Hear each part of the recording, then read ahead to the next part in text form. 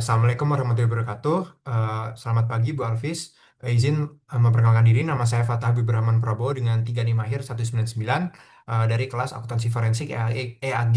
Di sini saya akan mempresentasikan hasil akhir ujian akhir semester saya dari mata kuliah Akuntansi Forensik, yaitu Analisis Komprehensif Kasus Chromebook Gate dalam Perspektif Akuntansi Forensik. Di sini saya akan menjelaskan gimana kasus Chrome Bukit itu bisa dianalisis menggunakan berbagai konsep dalam akuntansi forensik, mulai dari digital forensik, pengelolaan bukti, pencucian uang, penghitungan kerugian, hingga peran akuntan forensik dalam proses hukum. Jadi sebenarnya apa itu Chromebook Gate?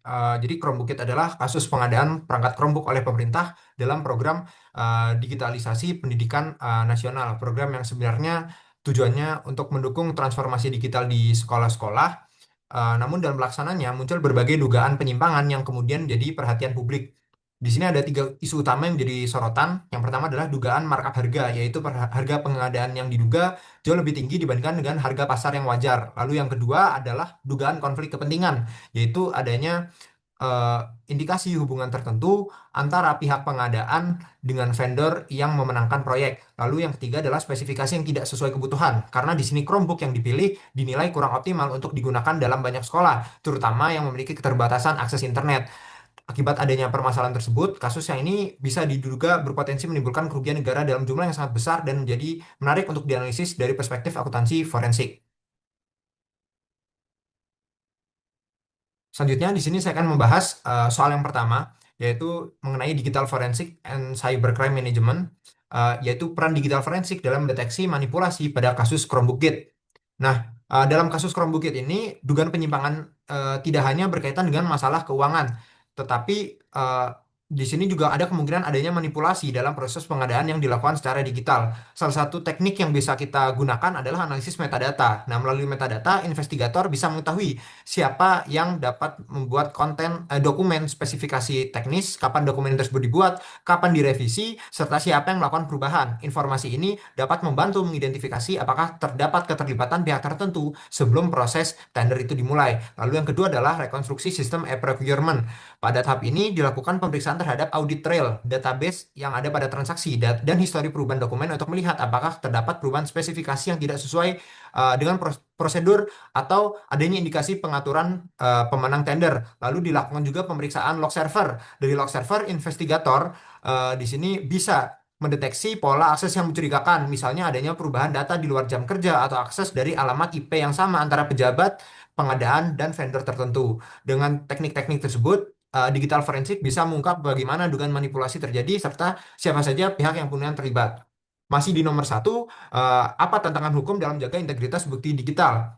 Eh, adalah di sini tantangannya adalah memastikan kalau bukti tersebut bisa diterima sebagai alat bukti yang sah di pengadilan nanti. Nah, langkah pertama yaitu kita melakukan forensic imaging, yaitu membuat salinan identik dari data asli tanpa mengubah isinya. Lalu kita melakukan hashing juga eh, menggunakan algoritma seperti SHA-256 untuk memastikan bahwa data yang dianalisis tetap sama dengan data saat pertama kali kita memperolehnya. Jika nilai hashnya berubah, maka integritas bukti dapat dipertanyakan. Lalu ada konsep chain of custody, yaitu pencatatan seluruh perpindahan dan penggunaan barang bukti selama proses investigasi berlangsung. Dokumentasi ini sangat penting untuk menunjukkan kalau bukti tidak mengalami perubahan atau manipulasi. Tantangan lainnya muncul ketika data yang tersimpan pada layanan cloud atau server yang berada di negara lain, kondisi yang menimbulkan persoalan yuridiksi hukum karena setiap negara memiliki aturan yang berbeda mengenai akses dan penggunaan data elektronik.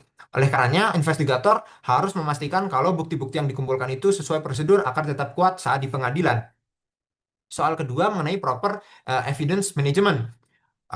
Dalam kasus Chrome Bukit ini, barang bukti yang dikumpulkan dapat dibedakan menjadi dua kategori, yaitu bukti fisik dan bukti digital. Nah, bukti fisik di sini meliputi perangkat Chromebook, dokumen kontrak pengadaan, dokumen spesifikasi teknis, laporan evaluasi tender, serta dokumen pembayaran. Lalu, sementara itu di bukti digitalnya eh, meliputi email komunikasi, metadata dokumen, log sistem e-procurement, database transaksi pengadaan, dan log penggunaan Google Cloud. Nah, agar seluruh bukti ini tetap autentik dan dapat digunakan dalam proses hukum, investigator itu harus menerapkan chain of custody secara ketat. Untuk bukti digital dilakukan forensik imaging dan hashing, sedangkan bukti fisik harus diberikan identitas, didokumentasikan, dan disimpan di tempat yang aman dan aksesnya yang terbatas. Dengan pengelolaan yang baik tersebut, risiko kontaminasi, kehilangan, maupun adanya perubahan bukti bisa diminimalkan sehingga kekuatan pembuktian tetap akan terjaga. Lalu soal yang ketiga mengenai money laundering and transnational financial flows. Nah, dengan adanya tadi dugaan markup harga yang cukup besar, ada kemungkinan bahwa sebagian dana hasil tindak pidana tersebut disamarkan melalui proses pencucian uang. Pencucian uang prosesnya mulai dari placement, yaitu memasukkan dana hasil markup ke dalam sistem keuangan melalui rekening vendor, rekening pihak ketiga, atau perusahaan yang masih memiliki hubungan dengan pelaku.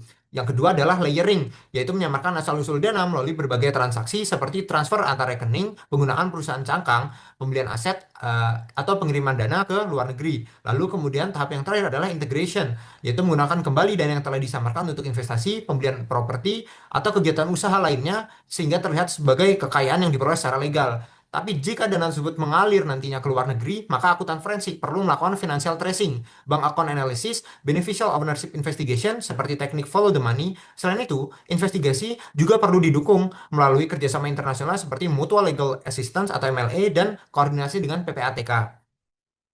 Lalu kita harus menghitung economic damage atau kerugian keuangan negaranya. Dalam kasus ini, harga pengadaan Chromebook itu diperkirakan mencapai sekitar 10 juta per unit. Sedangkan harga pasar yang wajar hanya sekitar 4,5 juta per unit. Dengan demikian, ada selisih harga sekitar 5,5 juta per unit. Nah, jika jumlah pengadaan itu mencapai 1,2 juta unit Chromebook, maka potensi kerugian negara akibat markup bisa dihitung sebagai 5 juta 500 dikali 1,2 juta unit, yang bisa kita temukan potensi kerugiannya 6,6 triliun. Namun, kerugian ini tidak hanya berasal dari markup harga. Chromebook yang tidak sesuai dengan kebutuhan sekolah juga bisa berpotensi menimbulkan pemborosan anggaran karena manfaat yang diterima tidak sebanding dengan dana yang telah dikeluarkan. Oleh karenanya, kerugian aktual dapat lebih besar dibandingkan hasil perhitungan tersebut. Lalu masih di nomor 4, mengenai commercial damage-nya, eh, selain kasus ini menimbulkan kerugian negara, juga berpotensi menyebabkan commercial damage. Nah, kerugian ini dialami oleh vendor-vendor yang sebenarnya memenuhi syarat dan mengikuti proses pengadaan secara jujur, tetapi kehilangan kesempatan karena adanya dugaan konflik kepentingan atau pengaturan pemenang tender.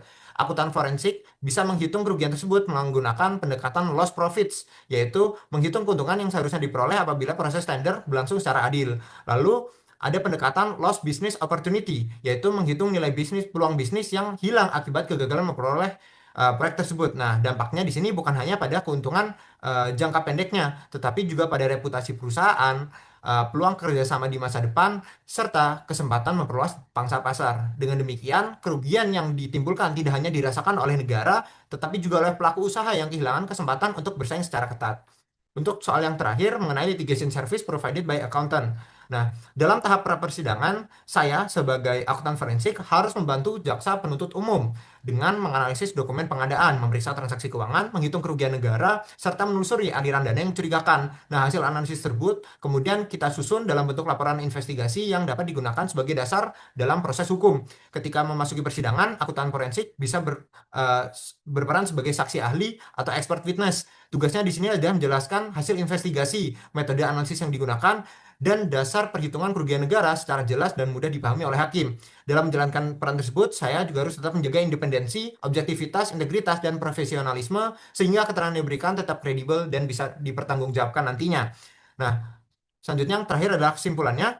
Bisa kita simpulkan kalau kasus Chromebook ini adalah kasus yang menunjukkan di mana dugaan fraud dalam pengadaan publik dapat melibatkan berbagai aspek dari manipulasi digital, pengelolaan bukti, pencucian uang, serta memberikan dukungan dalam proses hingga perhitungan kerugian ekonomi. Mohon maaf. Melalui pendekatan akuntansi forensik yang sudah saya sebutkan tadi, investigator bisa mengungkap jejak-jejak digital dari fraud, menjaga integritas bukti, menelusuri aliran dana yang sekiranya itu nanti mencurigakan, menghitung kerugian yang ditimbulkan, serta memberikan dukungan dalam proses litigasi. Dan dengan demikian, akuntansi forensik itu tidak hanya berfungsi untuk mengidentifikasi terjadinya fraud, tetapi juga berperan penting dalam mendukung proses penegakan hukum dan pemulihan kerugian negara.